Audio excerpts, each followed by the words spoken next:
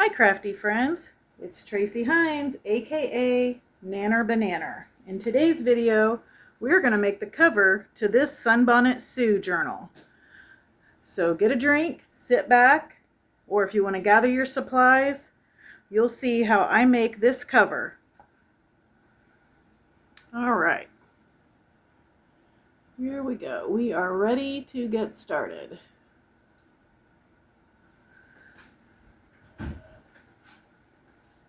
Wanted to make sure the camera was rolling there. I'd put it on pause because I needed to go grab some glue for the cover. This first one I made was my prototype. I knew there was one of the blocks that was faded out. This is going to be the one I keep for myself. The other ones are not like this, and they're certainly not like that in the kits that I'm selling. Today we will definitely do the outside of the cover and get it sewn. We may do this part as a part 2. And then the signature pages will be a part 3. And I don't know for sure that I'll get all that done this weekend because I've got a lot going on this weekend, but let's get started. So in this journal, I use something I have in a huge amount of quantity, and that's these envelopes. We get them in junk, well, it's not junk mail at work, but we get these envelopes at work in our mail to send back things, but we don't do anything with paper anymore. Everything's paperless. So these normally would have gone just straight into the trash, and I just asked if I could have them. Since I junk journal, I could make junk journals out of them using them as the bases. So basically, let me see how big this envelope is. So if you have envelopes in your stash, you would know what size to get.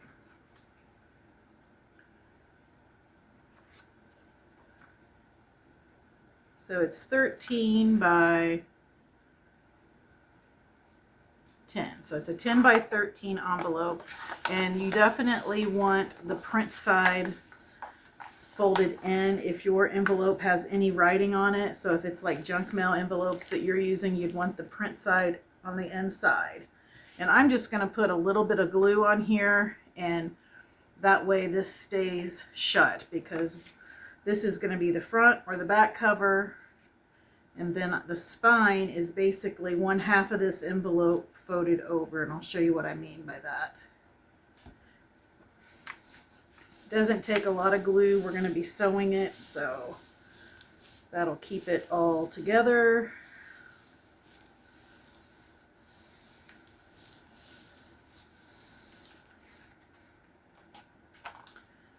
This one.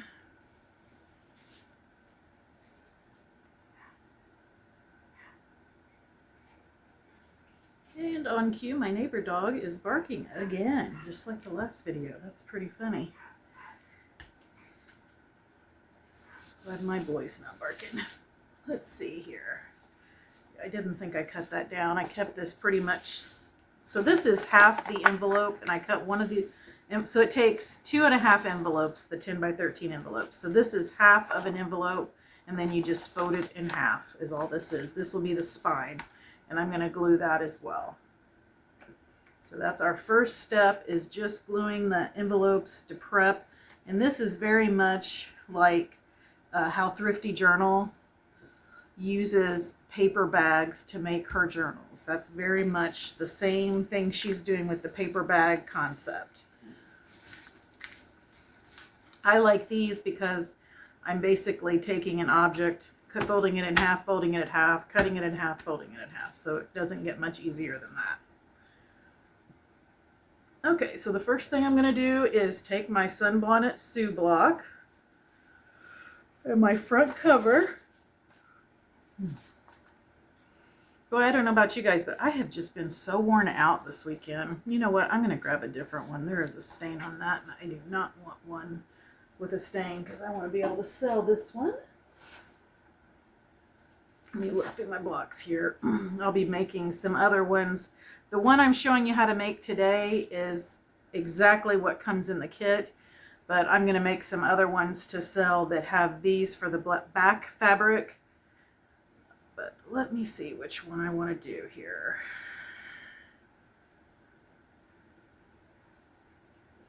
That one's kind of cute, and it's a little bit fallish. I might do that one. Let's see. And there's an orange. That's pretty. Purple. I used mostly the blues, the yellows, and the greens in the kits. So this is what's left over. And then the pink ones I have up front here, I'm going to use these fabrics on. And I've got some other quilt fabric I'm going to use for the red ones, but I'm going to try it and make all of these. I don't know if I'm being a little too ambitious in that, but I'm going to try and do that. Let's see what I've got here. Screen.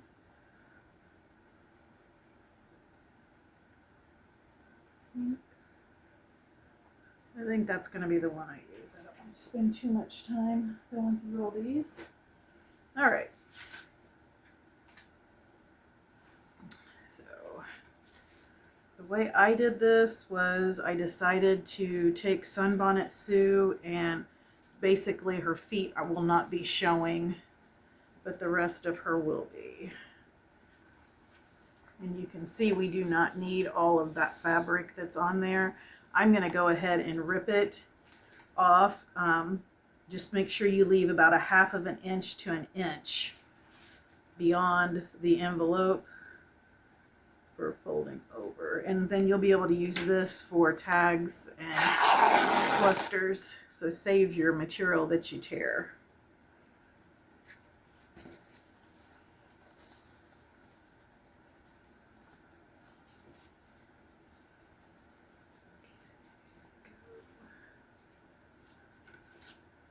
That's one thing nice about working on a grid mat. It's like having a ruler right there with you. Okay, now on this one, we're going to use our PVA glue and just put a very little bit down. This material is super thin. You don't want it very thick, otherwise it will show through. And my PVA glue is clogged. Let me get something to unclog it with.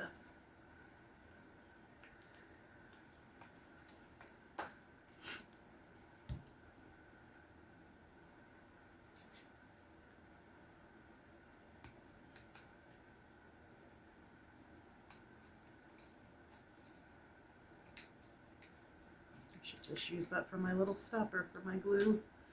Okay, let me put some glue down. Way more than I need, but let me get it spread out really well. You can use a brush to do this too.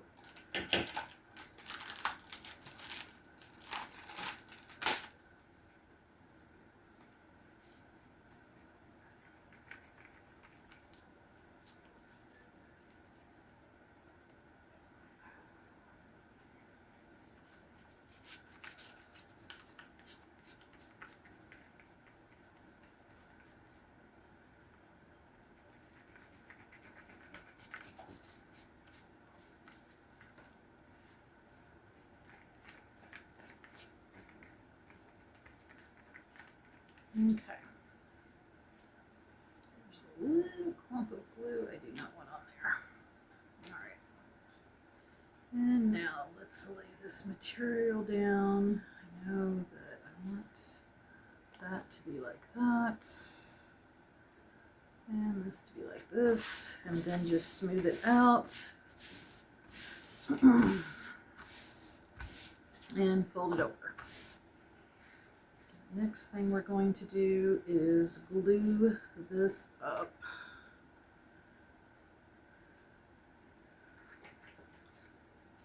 I'm gonna go ahead and cut this to about an inch.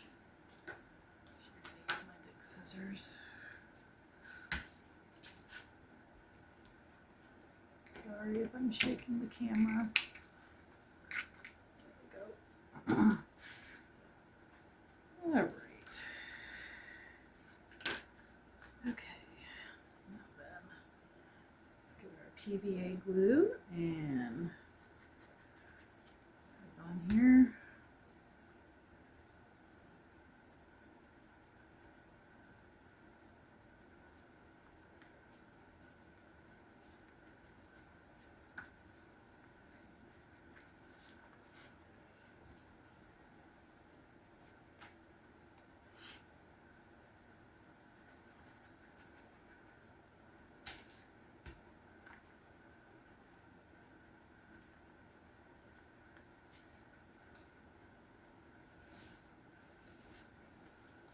So as you can see, this is how it looks from the front.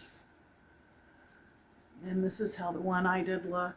Once it gets all put together, it's really cute. And now we will glue these down. And I just put a little bit of glue on these. I normally would cut, miter the corners, but because this white fabric is so thin and almost transparent, I'm afraid that I won't get good coverage on the corners. So that's how I'm choosing to do it. I'm just gluing that down.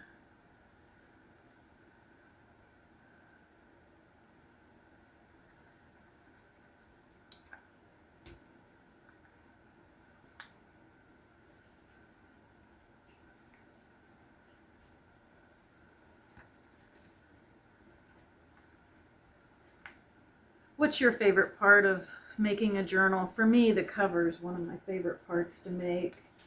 And my least favorite part is picking signature pages, and that's only because I don't feel like I'm not as good at it as I'd like to be. That's probably a good way to put it. I'm not as good at it as I'd like to be. There are a couple YouTubers out there that I watch every video they put out when they're making journals because they do such an amazing job of picking pages.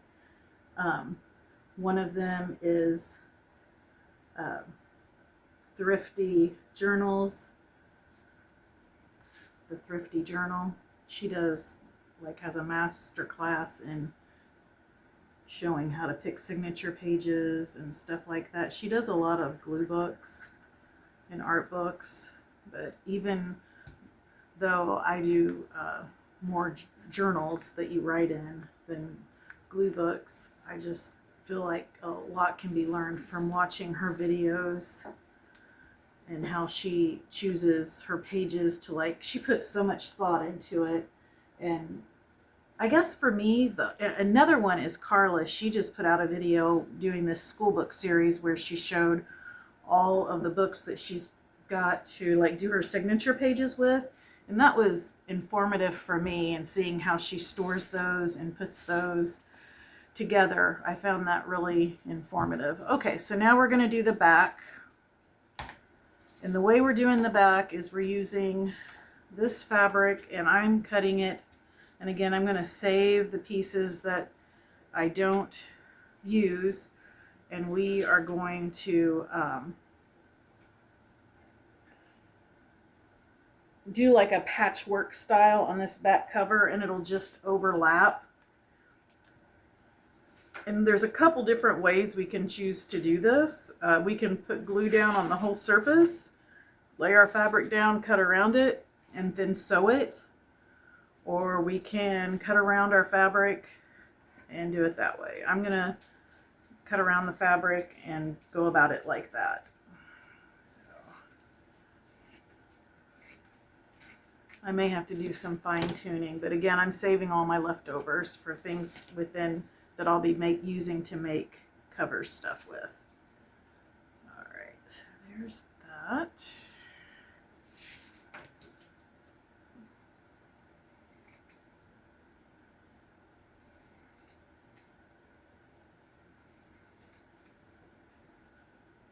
If you do not have a pair of pinking shears, a straight edge is just fine. I just think pinking shears make it a little more finished looking. On the edge that's going to fold over, it doesn't really matter, but on the parts that I'm going to sew together, I just like that. And let me go ahead and get that glued down.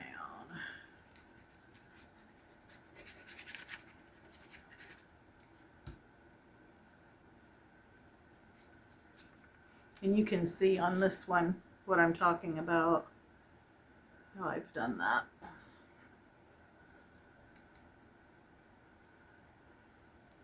The other ones, I'm going to do a video of me making another journal, not using the kit, but using the blocks and some of the other quilt blocks I have here for the ones I'm going to sell.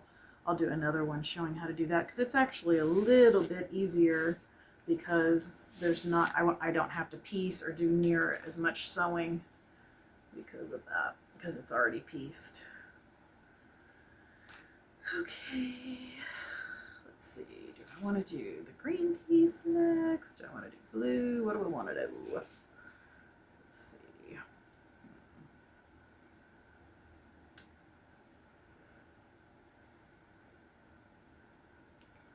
Or do I want to do a big green piece and then do the blue? 2 little blue pieces. Just don't know what I like best. I think I'm going to do a big green piece is what the plan will be. Yep, and that's what I'm going to do. Okay.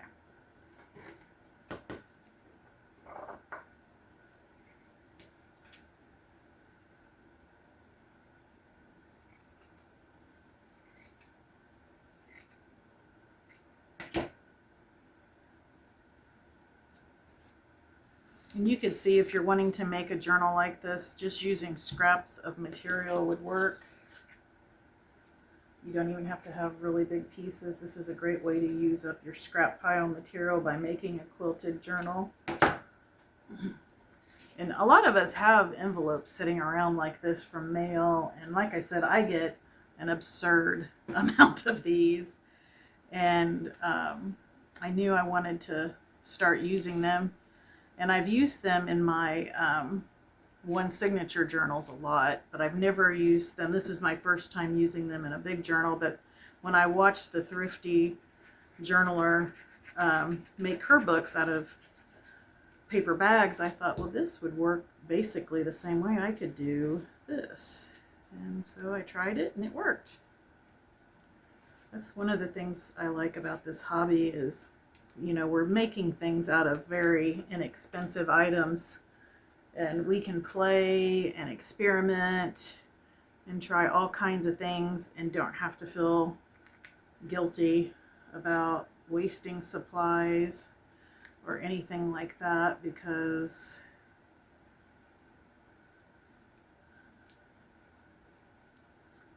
we're saving things from basically getting thrown away. Because these envelopes would definitely just be in the shredder or in the trash.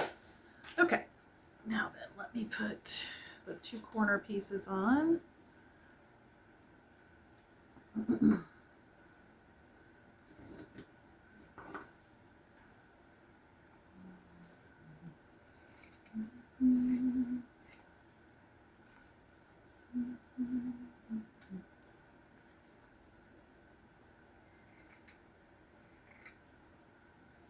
All right, there's that piece. Let me glue that on.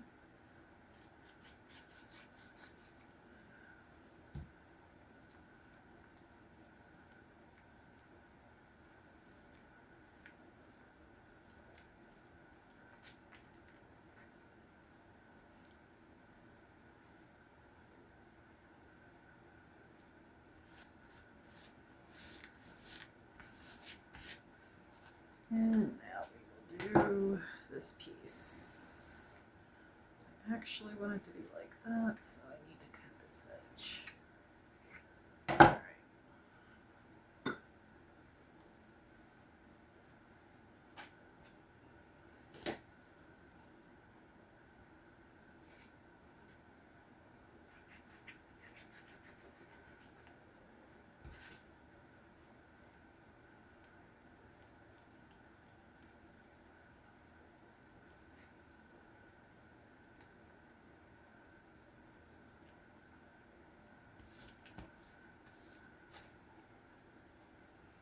All right, now let me flip it over and I will do this part of it.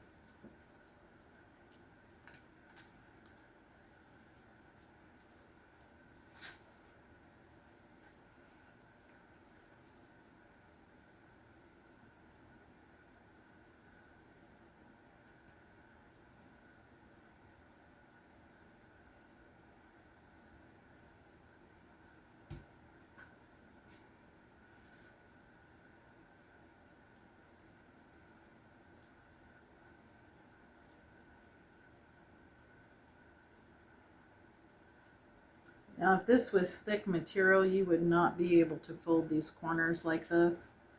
It would cause too much bulk. You would want to miter them. But with this thin cotton fabric, it works just fine.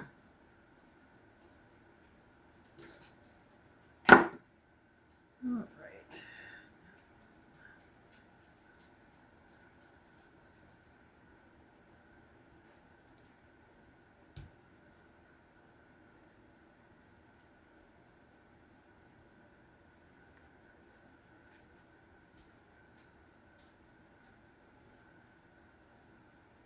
And just as an added note, when I made mine, this sat after being glued under a hard, heavy surface for 24 hours before I sewed it. But for the purposes of this video, I am going to go ahead and sew it, and it'll be fine. I've done that before.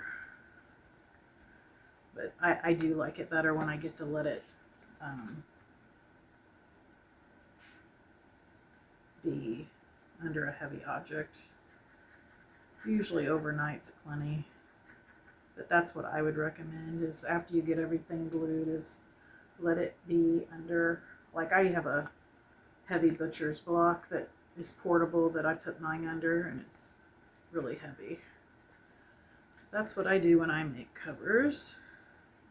But a heavy book, like a coffee table book, something like that, works just fine. All right. Let that do its thing. Now we will do the spine. And the spine's a little bit easier because it's already sewed. We're just going to be adding that on. And we'll be able to cut this edge because this doesn't have to get folded in onto it. So we're going to actually take it around. If you've ever made a little golden book, we're going to do it in that style. Go ahead and cut this. It worked out perfect that the width of these squares were the exact width of the spine.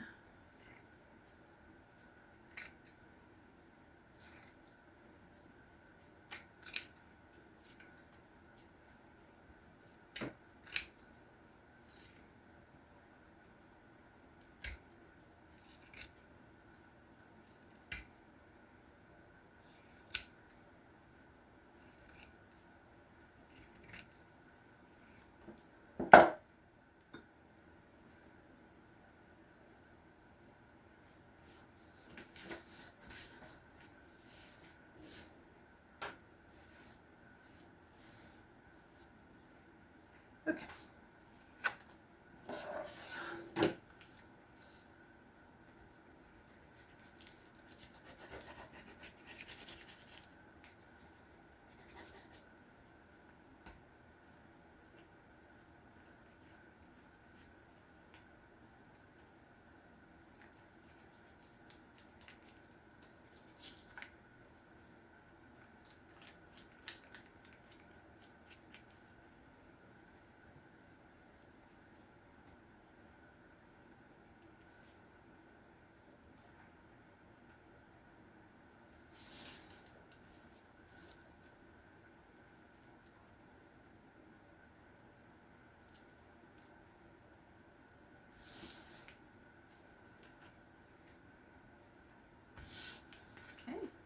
Flip it over.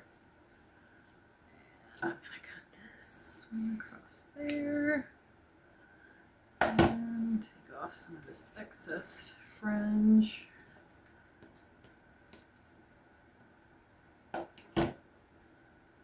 You'll see when it's all put together how that's not gonna affect anything. Some fringe pieces. And we'll do that piece right there.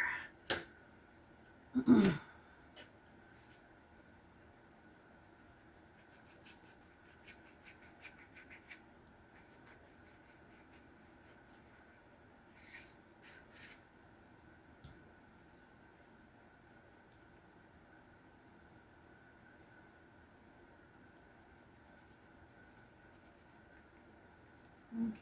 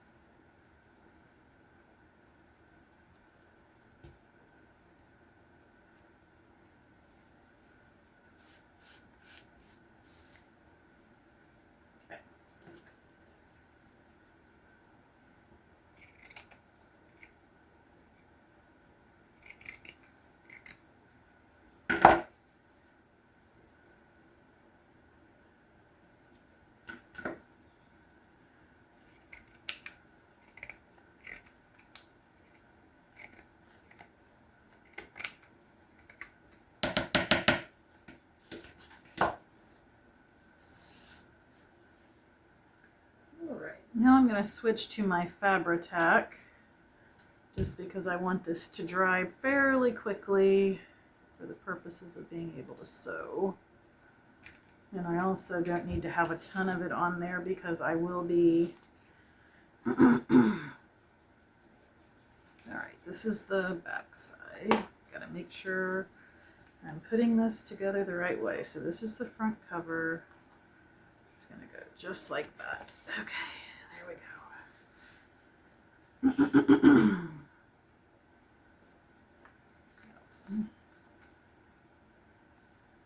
So this is that. I want it to go in right there. So I'm lining this up on my grid, and there will be, it'll be at that 1/2 inch mark, so it'll be 2 inches total. And then this goes on the inside. So that's how much of an overlap we're doing, is the 2 inches. And I would definitely take my time to make sure I get everything lined up how I want it. All right. Okay. There we go. And then we're just going to add a generous amount of Fabri-Tac to this. You can see where letting this dry overnight would be beneficial, because when I go to put this through the sewing machine, it'll definitely give my sewing machine a little bit of grief. And I make sure this is the side I want. It is. Okay. And line it up here at the bottom, line it up at the top, and press it down. Give it a few minutes to dry.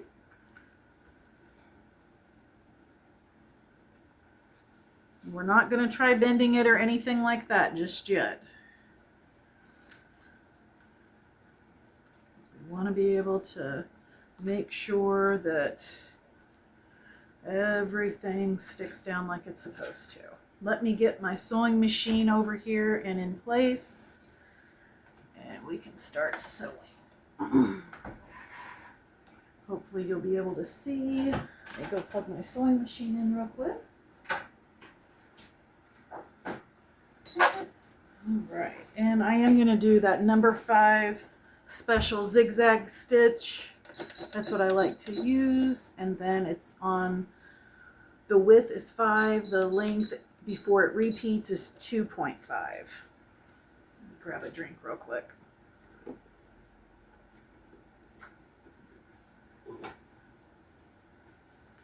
Now, I will say with this type of construction, I feel it's really, really important that you sew it to make sure it's going to have the strength that you need it to have.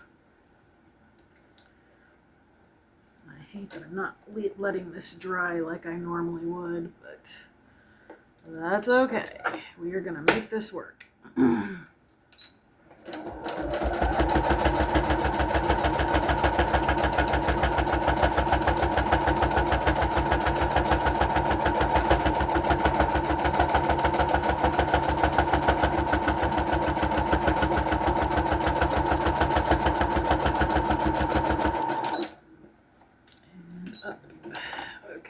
there's that. I'll have to re-glue this side. It's kind of up from where I've not let it dry. That's not a problem. Now that this one's been sewn, it's secure.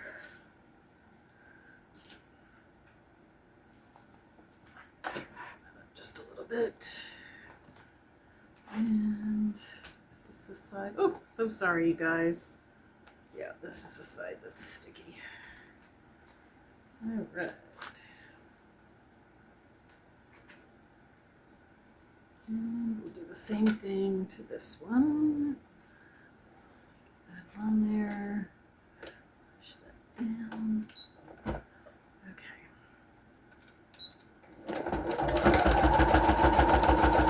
Okay, let me stop it for just a minute. Make sure I've got everything lined up how I want it.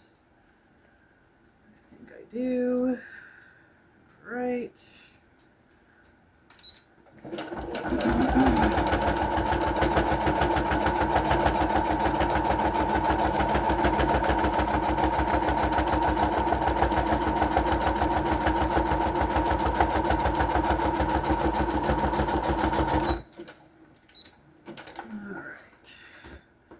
So that secures the spine. We don't have to worry about this thing falling apart now.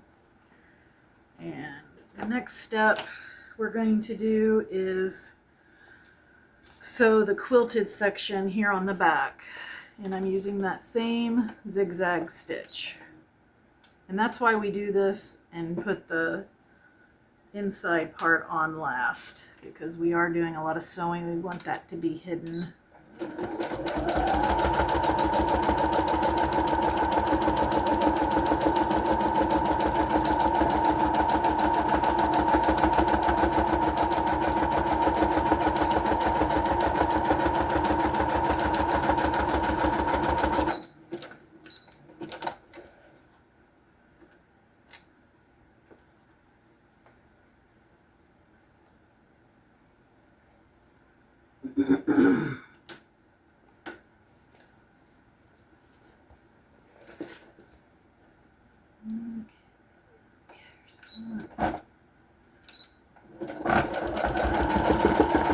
That noise it was making, that's the glue right there that it was hitting. That's what it sounds like sometimes when there's glue that's not dry and your sewing machine's going through it. And what I recommend is after you know you've used your machine with damp or wet glue, I would recommend using an alcohol pad or a cotton ball with some alcohol on it and just wipe down the needle and the area here around your sewing machine just to make sure that it's good and clean. Got one more seam to do here.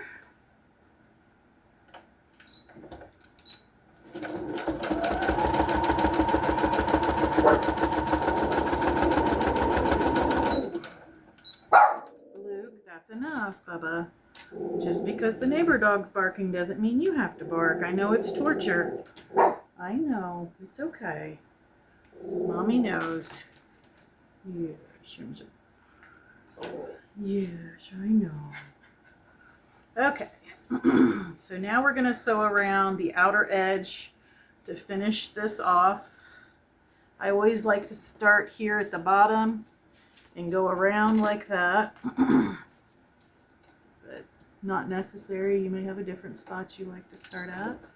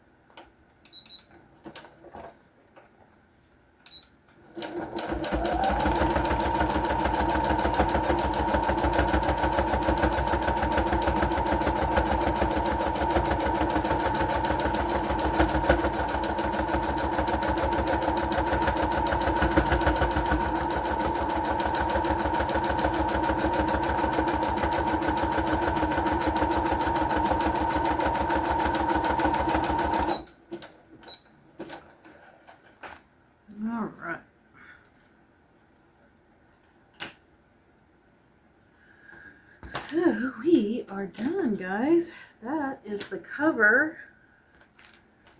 And as you can see, it has a nice curved spine. You just have to roll it and hold it how you want there. And there you go. Let me move this out of the way so we can see it. And the difference between this one and my other one is I did let this dry overnight before I sewed it. But you can see it looks like a journal. And then, like I said, in the next video, we will make the 2 wallpaper end pages to go down in it, and I'll show you how to do that. I hope you enjoy it. Leave a comment, like this video, let me know if you're going to make a cover like this, whether it's Sunbonnet Sue or a different type of material. Again, if you don't have envelopes, you can use like brown paper bags work as well. Any type of cardboard type stuff you could use like this. It's flexible. All right, keep it cute, keep it crafty, and keep making something out of nothing. Bye.